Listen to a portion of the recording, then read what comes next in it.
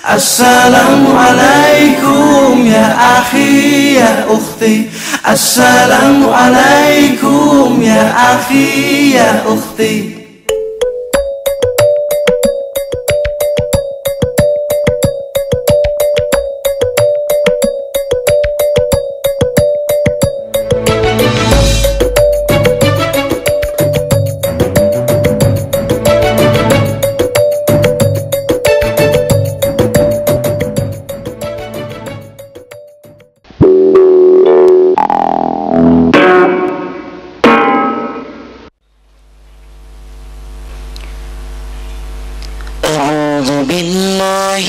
الشيطان الرجيم.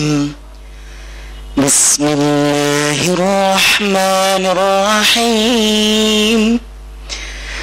سبح لله ما في السماوات وما في الأرض وهو العزيز الحكيم.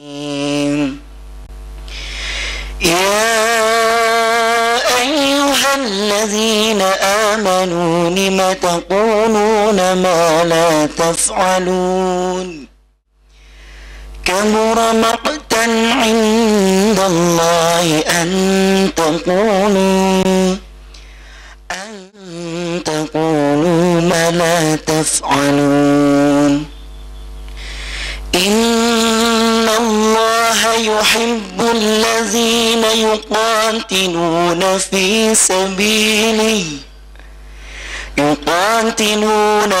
سبيله صفا كأنهم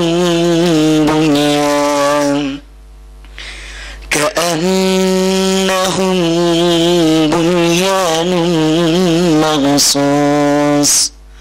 وإذ قال موسى لقومه يا قوم لم تؤذونني وقد تعلمون أني رسول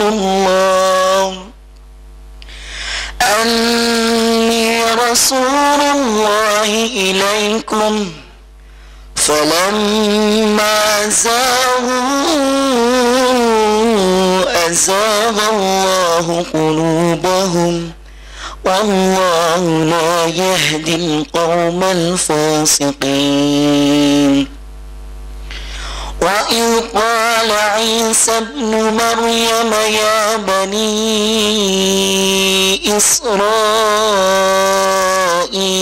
إني رسول الله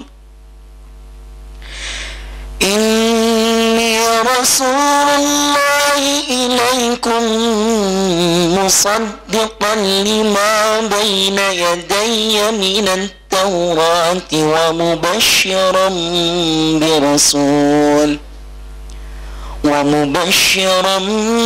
برسول يأتي من بعد اسمه أحمد. فلما جاءهم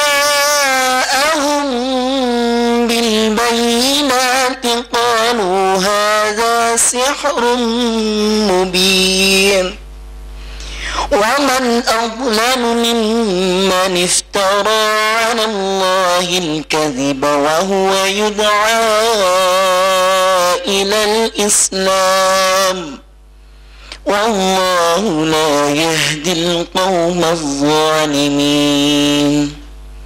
يريدون ليطفئوا نور الله بأفواههم والله متم نوره ولو كره الكافرون. هو الذي أرسل رسوله بالهدى ودين الحق ليظهره على الدين كله ولو كره المشركون. اللهم ارحمنا بالقرآن. والسلام عليكم ورحمة الله وبركاته.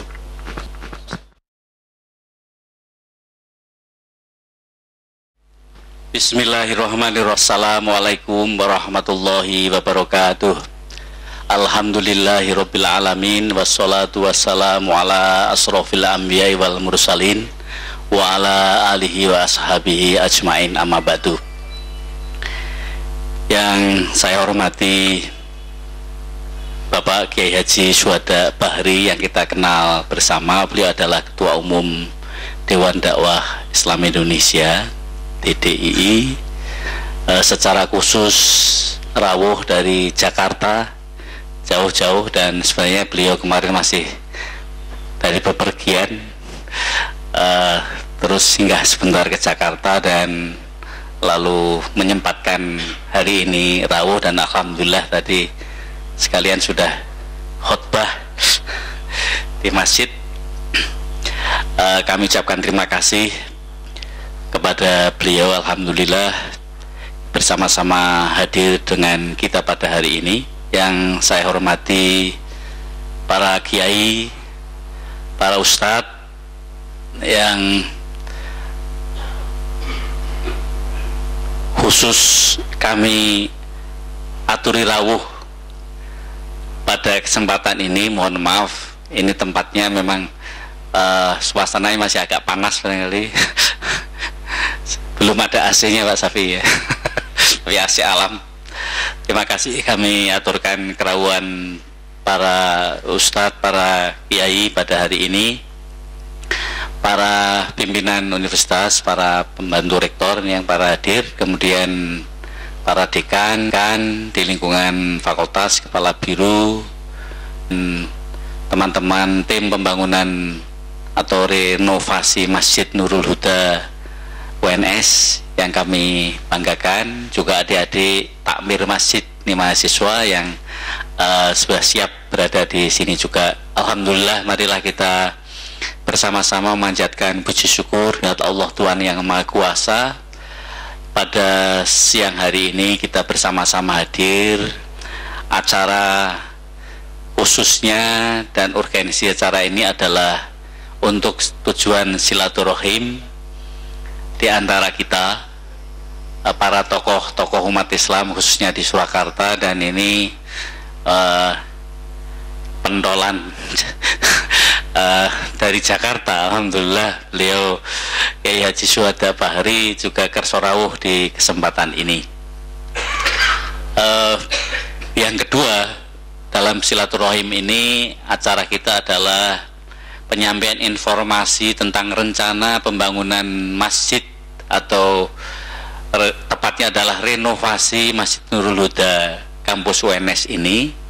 Dan dalam rangkaian itu kami akan memohon dengan hormat masukan dari para tokoh, para kiai, para ustadz untuk rencana pembangunan atau renovasi Masjid Nurul Huda ini.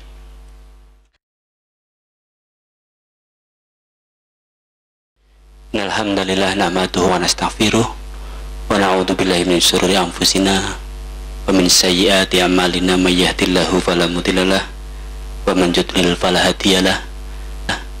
Asyhadu an la ilaha illallah wahdahu la syarikalah wa anna Muhammadan abduhu wa rasuluhu la nabiyya ba'dah. Yang saya hormati Bapak Rektor, Bapak Pembantu Rektor, Bapak Dekan, dan yang lebih wabil khusus kepada para ustadz yang berkenan hadir pada siang ini.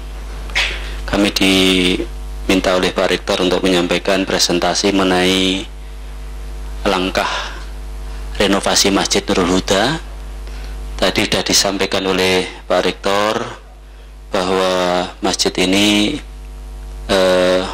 seiring dengan berdirinya UNS tahun 76, dan ini akan kita peringati Dies nanti tanggal 11, tapi upacara senat terbukanya tanggal 12 Maret 2012. Bapak yang kami hormati, inilah yang tadi disampaikan bahwa masjid ini dimulai peletakan batu pertamanya oleh Bapak Rektor waktu itu, Bapak Dr. Haji Prakoso, kemudian mulai digunakan. Nah, ini adalah Serih Payah Ustadz Solehan Dari dulu memang beliau-beliau ini yang meletakkan dan kemudian membangun masjid ini dalam rangka untuk ukhuwah Islamiyah di kampus ini. Waktu itu masih kering ya Prof ya Ustadz ya, masih kering sehingga kelihatan sejuk kalau hanya di dalam masjid saja. Nah, kemudian ini adalah sekarang saat ini. Kalau dari depan barangkali sudah kelihatan sudah cukup lumayan, tetapi ketika kita masuk kemudian berkeliling masjid nampaknya masih banyak kekurangan sana sini. Nah, ini adalah profil yang kalau kita lihat dari depan memang cukup sudah mulai membanggakan umat Islam yang ada di UNS ya. Telah banyak melahirkan sarjana-sarjana muslim yang berkomitmen pada nilai-nilai keislaman dan melakukan perubahan di masyarakatnya.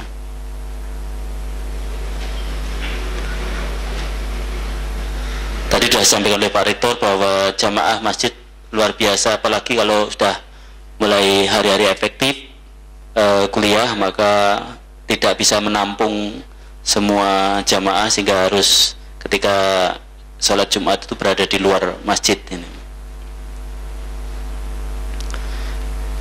Para ustadz yang kami hormati, inilah yang tadi kurang imbangnya antara kita sudah mencapai ranking 7 nasional, tetapi masjidnya memprihatinkan, masih banyak yang bocor, kemudian bangunan yang sudah aus, pecah di sana sini. Ini menjadi suatu keprihatinan Pak Rektor waktu itu. Kemudian kami di tim yang di pembangunan masjid, maka kemudian mulai membuat desain dan master plan, kemudian mengajukan proposal ke berbagai institusi, baik itu internal di UNS maupun eksternal, termasuk ke luar negeri. Waktu itu juga kita kirim proposal ke Timur Tengah, tetapi belum mendapatkan kabar, apalagi uang. Jadi kabarnya aja belum mendapatkan jawabannya belum. Jadi estimasi waktu itu juga 14 miliar Prof. Jadi estimasi pembangunan ini juga 14 miliar dan untuk dengan dana mandiri kita baru bisa mengumpulkan 2,3 miliar sejak tahun 2007 ya, sejak tahun 2007, sehingga ini adalah desainnya. Tapi nanti mohon masukan dari para ustadz barangkali bagaimana, apakah bentuk atau strukturnya dan sebagainya, mohon masukannya seperti apa yang setelah disampaikan oleh Pak Rektor. Inilah mulai 5 Oktober 2007 dimulai program renovasi total, diawali dari depan. Ini dulu sini itu lereng, jadi turun begini. Nah, sekarang sudah agak landai, itu memang betul-betul memerlukan biaya yang relatif banyak. Ini peletakan batu pertama, waktu itu Pak Rektor Pak Prof. Samsul didampingi oleh Pak Rektor sekarang yang saat itu menjabat sebagai PR1. Nah, ini Agustus 2008 kita mulai. Kemudian nanti yang tadi saya sampaikan, depan itu dulu kita harus mengisi tanah cukup tinggi, karena hampir 4 atau 5 meter di sini karena jurang di sini depan ini. Nah, kendala-kendala tahun 2009 itu off setahun karena kita ngumpulin dana. Kemudian baru lagi mulai lagi tahun 2010 rangka atap ini. Kemudian ini bangunan yang kita tempati untuk pertemuan saat ini juga mulai dibangun Agustus 2011. Ini pembangunan keramik yang sekarang sudah jadi, dari itu mendapatkan bantuan dari APBN dari pemerintah besar 500 juta. Inilah kami laporkan selaku bendahara, selalu melaporkan keuangan. Jadi memang pemasukan 2,3 miliar, kemudian sudah digunakan untuk depan ini semuanya, yaitu 2,5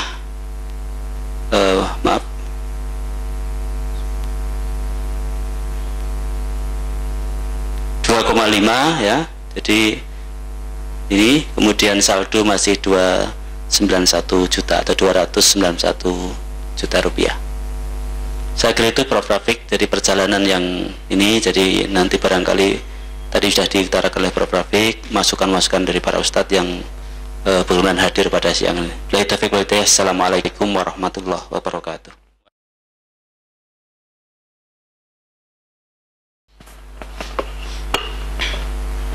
Assalamualaikum warahmatullahi wabarakatuh. Innal hamdalillah wala haula wala quwwata illa billah. Raditu billahi rabba wa bil islami dina wa bi Muhammadin sallallahu alaihi wasallam nabiyya wa ba'd. Pak Rektor yang saya hormati beserta seluruh jajarannya, para ulama serta adik-adik mahasiswa, bersyukur kepada Allah bahwa pada siang ini kita dipertemukan di tempat ini dalam rangka membincangkan kewajiban yang terpikul di atas pundak setiap orang yang mengaku dirinya Islam, yaitu al-amru bil ma'ruf wan nahyu anil munkar. Karena memang itulah pangkat dan jabatan pertama setiap orang Islam. Dia adalah dai, baru kemudian yang lain itu tambahannya. Jadi kalau tadi Prof menjadi ketua Majelis Ulama, itulah jabatan utamanya sebenarnya. Dekan Fakultas Kedokteran itu tambahan saja. Karena memang dari sejak kita dilahirkan, dai itu sudah melekat pada diri kita. Makanya saya sering mengatakan, mestinya penyebutan itu adalah dai yang rektor, dai yang dokter, dai yang menteri, dai yang presiden, dan juga dai yang politisi. Karena kalau dai yang politisi, pasti gerak politiknya dipandu oleh kedaiannya. Tapi kalau politisi yang dai, itu biasanya banyak melakukan sujud sahwi ya. Karena politik itu katanya serba boleh, kalau ada yang melanggar kan dai sudah tahu bagaimana cara bertobat ya. Apalagi dia hafal betul dari umroh ke umroh menghapus dosa gitu. Jadi tidak ada lagi rasa. Padahal yang paling enak itu adalah politisi yang dai. Dan itu pernah diperankan oleh Pak Natsir ketika Pak Natsir menjadi Perdana Menteri. Aceh mau memisahkan diri dari Indonesia, Pak Natsir terbang ke Aceh, kemudian berdialog dengan Tengku Daud Bereh dan kawan-kawannya, mengajak agar mengisi negeri ini. Tetapi Aceh pada waktu itu harga mati, ingin negara sendiri. Kemudian Pak Natsir mengatakan, karena sampai larut malam pembicaraan kemudian deadlock, kata Pak Natsir, kalau begitu besok saya akan segera kembali ke Jakarta, dan sampai di Jakarta saya akan mengembalikan mandat saya sebagai Perdana Menteri kepada Presiden Soekarno. Kata orang Aceh, apa kaitannya? Kata Pak Natsir, kalau tuan-tuan mau memisahkan diri, saya sebagai Perdana Menteri, maka saya harus memimpin pasukan untuk memerangi tuan-tuan. Tapi karena saya Islam, tuan-tuan juga Islam, saya tidak mau berperang sesama orang Islam. Agar kita tidak berperang, lebih baik saya tidak menjadi Perdana Menteri. Jadi lebih mengemukakan Islamnya daripada posisinya. Dan kalau kita ikuti tulisan-tulisannya Pak Natsir, ceramah-ceramahnya, dan alhamdulillah memang kita beberapa orang ini bisa menyertai Pak Natsir. Konsentrasi beliau dari sejak kecil memang adalah bagaimana menegakkan dakwah itu. Dan bahkan hampir semua aktivitas yang digulirkan oleh beliau itu adalah bermula daripada motivasi untuk berdakwah itu sendiri. Pak Natsir pernah mendirikan sekolah yang disebut dengan Pendis Pendidikan Islam, yang beliau membangun sekolah itu setelah melihat realitas pada saat itu, yang sekolah agama hanya agama saja, yang sekolah umum hanya umum saja. Maka lewat Pendis itu beliau ingin menggabungkan, karena beliau berkeyakinan yang namanya ilmu itu semuanya berasal dari Allah. Ilmu itu satu, jadi tidak dibenturkan antara agama dengan umum. Yang ada di dalam di dalam pikiran beliau, ilmu itu ada yang fardu ain dan ada yang fardu kifayah. Ilmu yang fardu ain semua kita harus tahu, semua umat Islam harus tahu. Tapi ilmu yang fardu kifayah itu tidak harus semuanya tahu. Misalnya kedokteran, itu fardu kifayah, tidak harus semua kita jadi dokter. Karena kalau kita semua jadi dokter, pasiennya siapa? Yang teknik sipil tidak harus semua. Ini adalah ilmu fardu kifayah. Tapi yang berkait dengan pengetahuan Islam, secara minimal pengetahuan Islam dasar semuanya harus tahu. Dan pendidikan yang ada di dalam kehidupan kita beragam.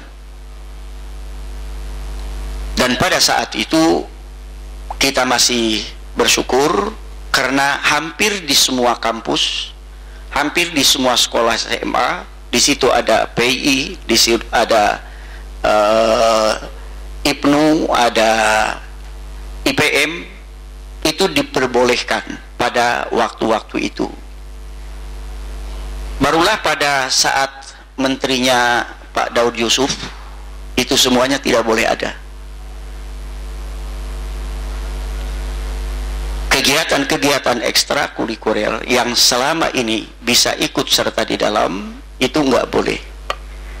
Kemudian di kampus-kampus Dewan Mahasiswa itu diganti dengan NKK dan BKK kalau saya tidak silap istilahnya itu.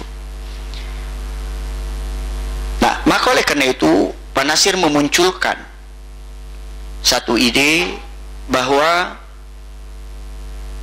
sumber kekuatan umat, sumber kekuatan bangsa itu ada pada 3 tempat: pesantren, kampus, dan masjid. Inilah sumber daya manusia yang bisa memperbaiki kehidupan umat dan bangsa ke depan, manakala 3 ini bisa berfungsi secara baik: kampus, kemudian masjid, kemudian pondok pesantren. Di dalam penjabarannya tidak kemudian yang satu dengan yang lain dipisah-pisahkan. Itulah sebabnya Pak Nasir membangun masjid-masjid di kampus, seperti Masjid Salman di ITB. Ya, ada alumni dari ITB. Itu adalah buah pikirannya Pak Nasir. Kemudian di UI Arif Rapan Hakim yang dulu, itu juga pikirannya Pak Nasir. Nah, pada saat kegiatan agama tidak boleh masuk di kampus, maka kemudian Pak Nasir membangun banyak Islamic Center dekat kampus. Karena masuk ke kampus sudah tidak boleh, maka kemudian dibikinkan tempat dekat kampus agar supaya mahasiswa itu bisa belajar agama di masjid-masjid atau Islamic Center yang disediakan itu. Ada di Depok, kemudian dibikin untuk UI Depok, kemudian di Makassar, di Padang, di Medan, dan banyak lagi tempat-tempat yang lain dibangun oleh beliau karena konsentrasi beliau tetap kampus, pondok, dan masjid. Bahkan ketika kita waktu itu dengan Ustaz Muzain Allah yarham mewujudkan keinginan Pak Nasir itu, di mana sekelompok mahasiswa ITB yang sedang libur, kita nyantri di pondok At-Taqwa Bekasi, di tempatnya Kiai Nur Ali. Dan waktu itu Kiai Nur Alinya sedang umroh. Kemudian ketika pulang, anaknya memberitahu bahwa di sini ada anak mahasiswa ITB lagi nyantri. Kata Kiai Nur Ali, suruh pulang. Kata anaknya, di sini udah lama, kalau yang mau nyuruh pulang ya sudah, abah saja yang nyuruh pulang. Akhirnya kata beliau, sudah, nanti habis asar suruh datang ke sini, saya suruh pulang. Jadi ketika mereka datang menemui kiai itu, setelah duduk semuanya dengan model pondok begitu. Pak Kiai Nur Ali keluar langsung bertanya, gimana saudara-saudara betah di sini? Betah Pak Kiai? Kalau betah teruskan saja. Nanti setiap ba'da asar ngaji dengan saya, kalau ada yang sudah punya istri di sebelah rumah saya ini santriwati katanya. Sampai ada satu yang nyangkut di situ. Karena yang tergambar di dalam pikiran Kiai Nur Ali ketika pulang itu, yang namanya ITB itu rambut panjang, kemudian pakai celana blue jean, pakai kaos. Sementara ketika datang itu pakai peci, pakai baju koko, pakai sarung, pakai sandal. Memang dari awal kita sudah kasih tahu nggak boleh lepas sarung. Dan itu kemudian menjadi sesuatu yang menarik. Kawan-kawan dari ITB itu mengajari santri-santri matematika, bahasa Inggris, fisika, sama yang lain. Sementara kalau malam, mahasiswa ITB itu belajar tahsin kepada santri. Sore-sorenya pertandingan bola. Sampai ketika penutupan itu, Pak Nasir itu sampai menangis karena apa yang diinginkan itu seperti kemudian terwujud. Gitu. Bagaimana mempersaudarakan 3 lembaga itu. Nah, berkait dengan itu, memang jujur saya akui yang paling banyak berurusan dengan masjid itu dulu Ustadz Muzain ketika masih hidup, karena beliau adalah ketua bidang hubungan luar negeri. Sementara saya lebih banyak urusannya urusan pedalaman saja. Makanya kalau dilihat di albumnya Dewan Dakwah, itu kalau Ustadz Muzain itu gambar-gambarnya, foto-fotonya lagi seminar di Mekah, di Kuwait, di luar negeri terus. Sementara gambar saya itu di Papua, di NTT gitu. Bahkan kadang-kadang kawan-kawan saya itu iseng, ini yang orang Irian, yang ini apa yang ini. Tetapi yang pasti berkait dengan apa yang dipikirkan oleh Pak Nasir, tentu bangunan itu hanya merupakan sarananya. Tapi yang paling inti adalah bagaimana mengisi apa yang sudah ada itu, apa yang sudah dibangun itu. Yang kalau kita lihat kiprahnya Pak Nasir di dalam memikirkan tentang bagaimana kampus, bagaimana pondok, dan bagaimana masjid, itu tidak pernah lepas bahwa ketika kampus dalam salah satu ceramah di hadapan para wisadawan, saya lupa itu waktu itu wisuda di mana gitu, Pak Nasir diminta untuk memberikan ceramahnya. Beliau mengatakan bahwa Islam tidak mengajarkan saudara untuk duduk di menara gading enak-enak kemudian melihat ke kanan kiri, tetapi Islam mengajarkan kalian ilmu yang kalian miliki dan peroleh di perguruan tinggi itu bisa dirasakan oleh masyarakat. Beliau sering mengistilahkan masyarakat itu buku besar. Banyak orang menjadi terkenal dan dewasa ketika di lapangan, karena dia terjun bersama-sama masyarakat. Maka oleh karena itu, sekali lagi saya ingin mengatakan bahwa yang paling penting, yang tidak kalah pentingnya juga kita pikirkan dari mulai sekarang, bukan hanya sebatas bangunannya apa, tetapi justru yang paling penting adalah apa isi yang akan kita isikan di dalam masjid itu. Saya sangat berharap kalau dulu kiblat perguruan tinggi seluruh Indonesia di bidang pengembangan Islam adalah ITB.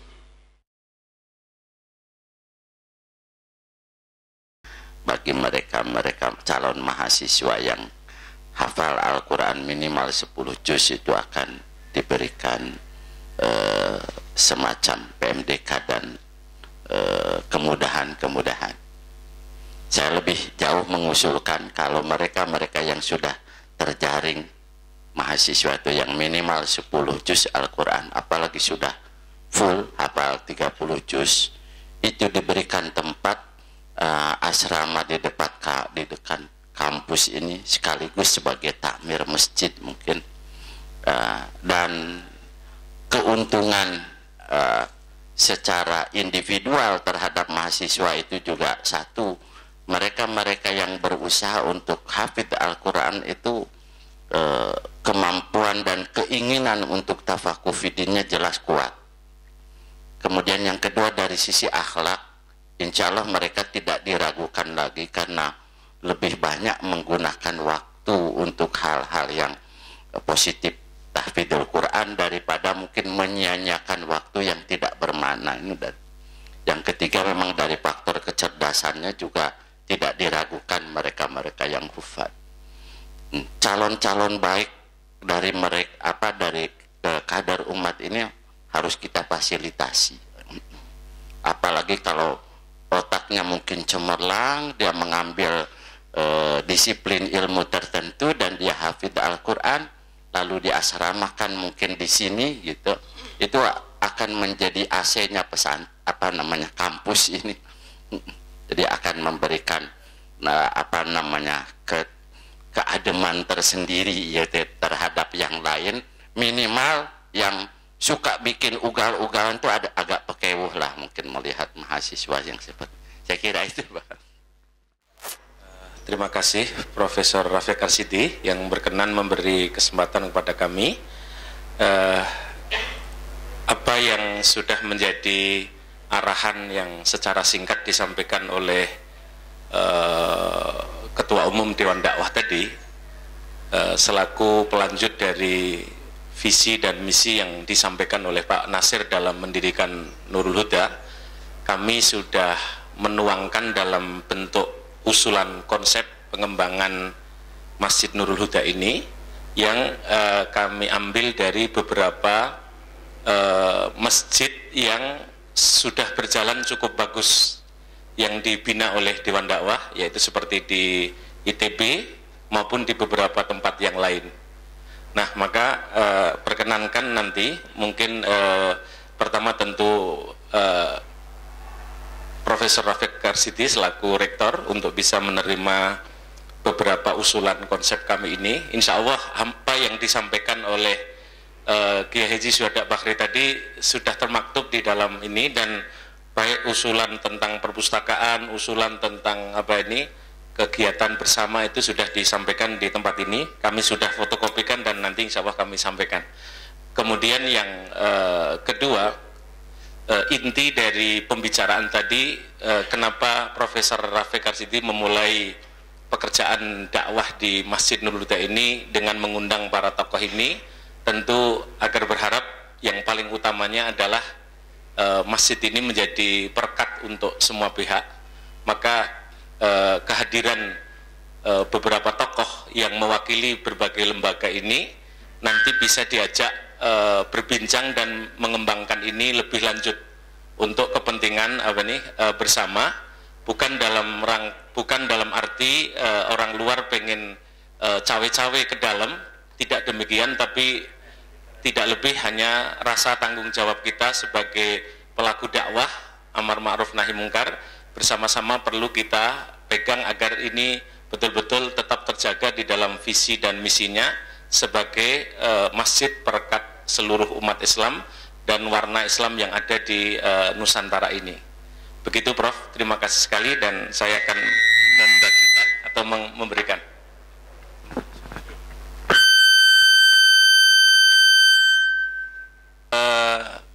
Dua komunitas Salman dan Salahuddin itu hadir di UNS ini menjadi pendobrak peradaban Islam di Indonesia, pusatnya di UNS Solo. Di sini kan banyak para tokoh, para pakar yang ikut bisa ngisi di ceramah di sini. Masjid mentereng kalau tidak ada yang ngisi ya buat apa?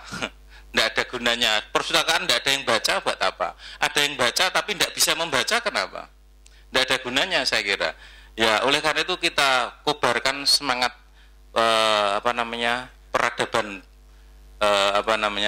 berawal dari UNS ini, karena sekarang ini kan terjadi penurunan peradaban yang manusiawi di Indonesia. Bisa ndak UNS ini menjadi pusat pendobrakan peradaban yang lebih Islami, yang lebih nasionalis dan sebagainya.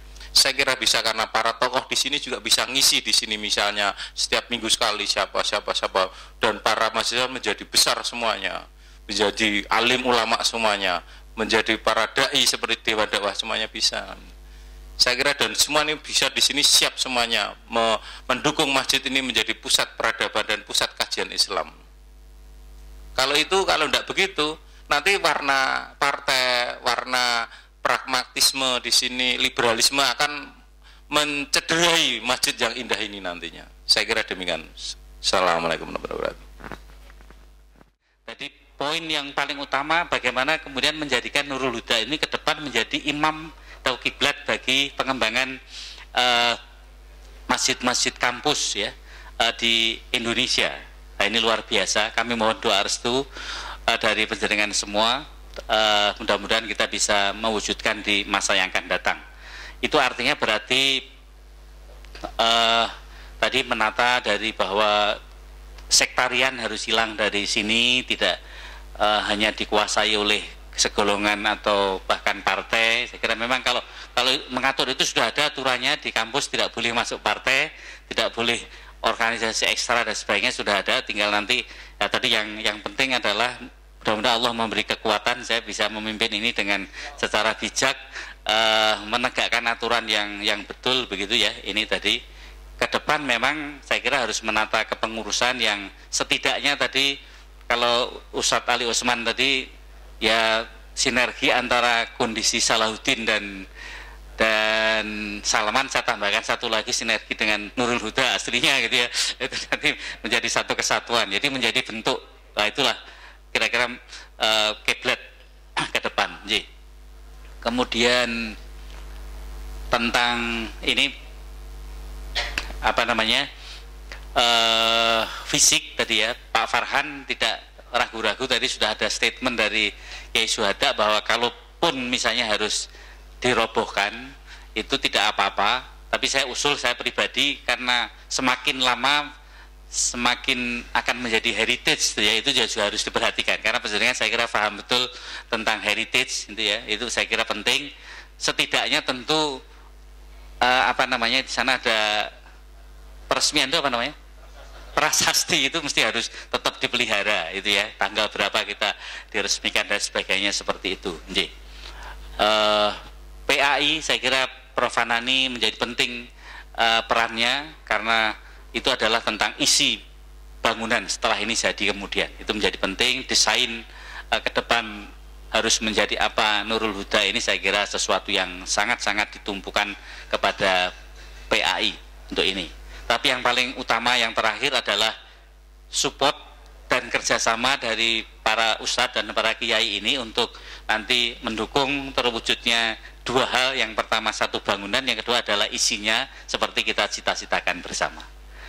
Bapak dan Ibu yang saya hormati, itu secara umum yang dapat saya rangkum dari yang terakhir. Tentu nanti setelah ini selesai kepengurusan masjid dan sebagainya tadi yang sudah diusulkan di sini, bahkan sudah diusulkan ada struktur organisasi, insya Allah kami akan melakukan itu. Tetapi nanti tentu semangatnya bukan sekedar kekuasaan, rektor pemegang kekuasaan, tetapi yang saya semboyankan sekarang ini adalah kebersamaan.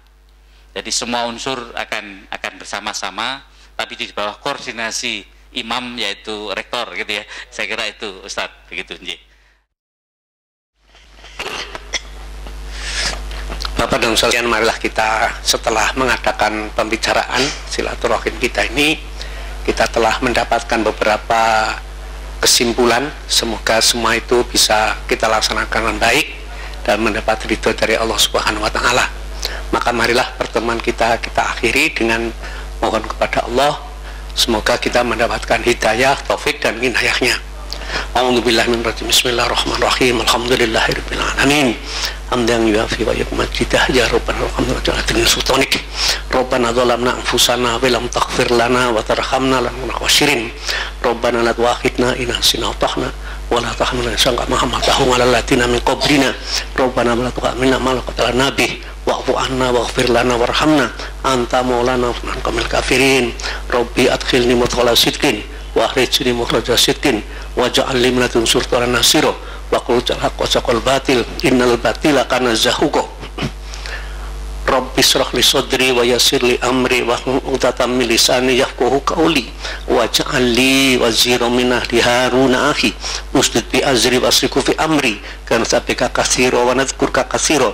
Allahumma fatni bil islami qa'iman fatni bi islami qa'idan wa fatni bi islami raqidan wa la tusmit bi adwan wal hasidan. Subhana rabbika rabbil izzati amma yasifun wa salamun al mursalin walhamdulillahi rabbil alamin.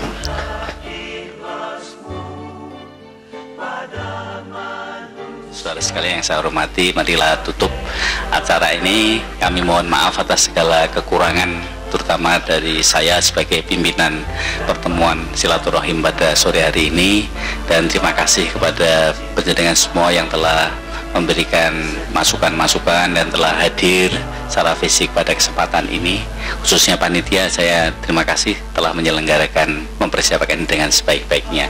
Terima kasih. Marilah kita tutup dengan bacaan alhamdulillah, alhamdulillah alamin.